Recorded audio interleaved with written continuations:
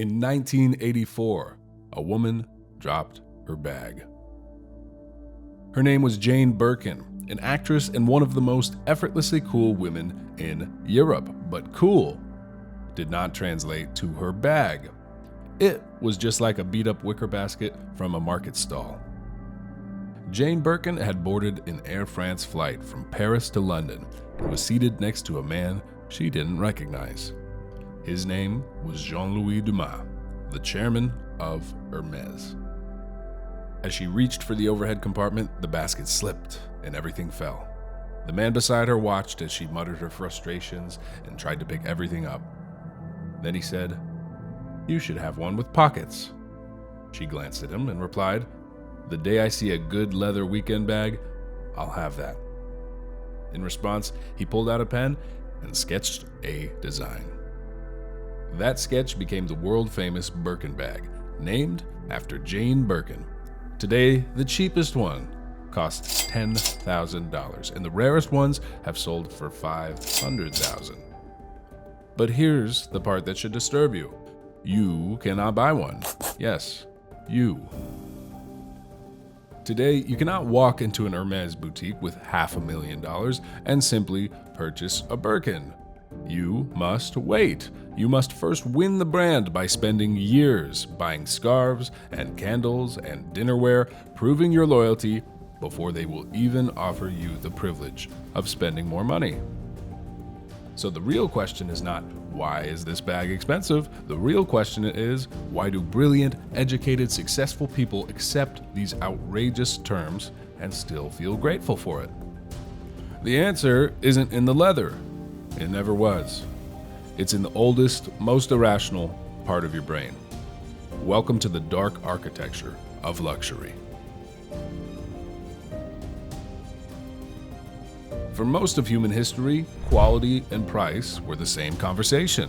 A bespoke suit lasted a lifetime because a master tailor spent 80 hours constructing it. A Swiss watch cost a fortune because its movement contained 200 parts assembled by a single craftsman over months. The price was a receipt, proof of work and proof of material. Then something happened. Industrialization made quality cheap.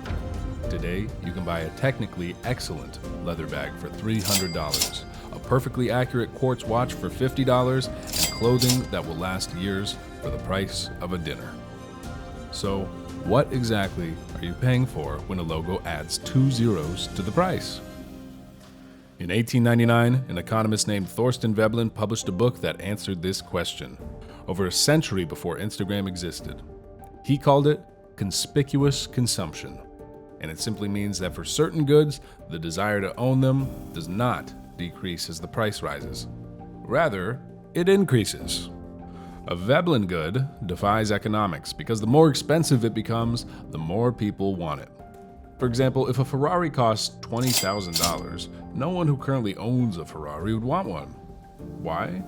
The $400,000, $600,000, even the millions in price tag is not the obstacle to purchase. It's the entire point of the purchase. So they are not buying transportation. Rather, they are buying a signal, one that transmits to every person in the room the moment they step out of the car. Rolex manufactures approximately 1 million watches per year. That sounds like mass production. But wait! Walk into any authorized Rolex dealer today and ask for a Submariner, a Daytona, or a GMT Master. They will smile politely and tell you that there are none. The watches exist, but you simply cannot access them. This is called artificial scarcity, and it is one of the most sophisticated psychological weapons ever deployed in commerce. By starving the authorized retail market, Rolex created a secondary market where its watches sell for 2, 3, sometimes 5 times the retail price. And this does something remarkable. It makes ownership feel like an achievement. Anyone who buys a Rolex feels like he didn't just buy a watch, he won one. Hermès deploys the same strategy with architectural precision. The Birkin is not just withheld from the public, it is dispensed selectively as a reward. Customers must first demonstrate commitment to the brand through what insiders call purchase history. First, you buy the candles, then the scarves, then the porcelain. Then, if a sales associate decides that you are worthy, they may offer you the privilege of spending $40,000. Think about that. So, the waiting list is not a problem. It's actually the product. Every year spent waiting is a year that the desire compounds. Every refusal is a message which says this thing is rare enough to be refused over. You want it more the day after you're told no than you did the day before. The luxury industry didn't discover this mechanism. They perfected it. Bernard Arnault does not describe himself as a businessman. He sees himself as somebody who protects the dream. Arnault is the architect of LVMH, a conglomerate that owns Louis Vuitton, Dior, Givenchy, Moet & Chandon, and 75 other brands. In total, a $500 billion empire built not on products, but on the controlled management of human desire. The LVMH strategy is elegantly brutal. Step 1. Acquire heritage brands. The older, the more storied, the better. Step 2. Elevate the brand narrative. Simply put, remind the world that these objects have history, that they have survived wars and the kings that wore them. Step 3. Make them just accessible enough to be desired by everyone and just expensive enough to be owned by almost no one. This is how it works. At the base, they sell $50 lipsticks and $300 perfumes. They are initiation fees. The woman that buys a Dior lipstick is not buying lip color. She is buying admission to a world she cannot fully enter yet. At the peak, the $80,000 trunk sits in a climate-controlled archive, barely sold and barely seen. Its purpose is not revenue, but mythology, which makes the lipstick feel like a fragment of something eternal. Arnault once said that luxury is the only sector where it is possible to make luxury margins.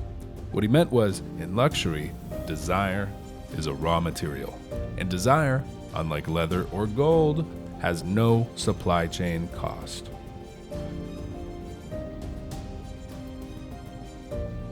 Everything starts in that part of your brain that was formed long before money existed. For most of human history, your position in the social hierarchy was not a matter of ego. It was a matter of survival. You see, in a tribe, high-status individuals received better food, better protection, better mates, and better outcomes in every category. Low-status individuals, on the other hand, faced the opposite. Your brain learned this lesson so deeply, over so many thousands of years, that unfortunately it cannot unlearn it.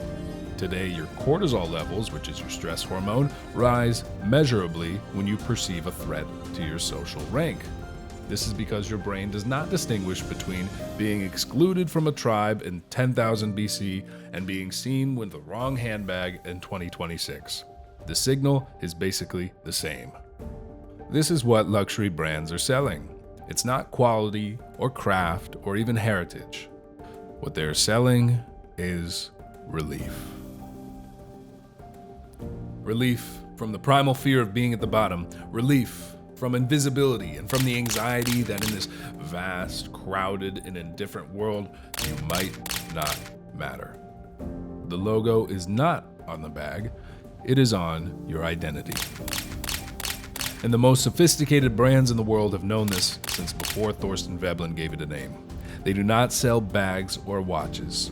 They sell the answer to the oldest question a human being can ask. Am I enough? Now, the next time you stand in front of a store window and feel that pull, remember, it's not taste or aspiration.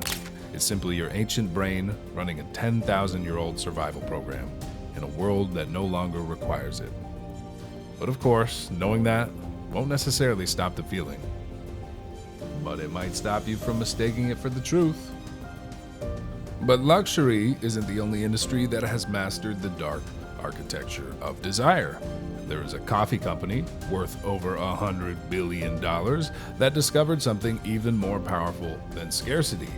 In our next video, we're going to explore how Starbucks secretly became a $100 billion bank. You won't want to miss that one.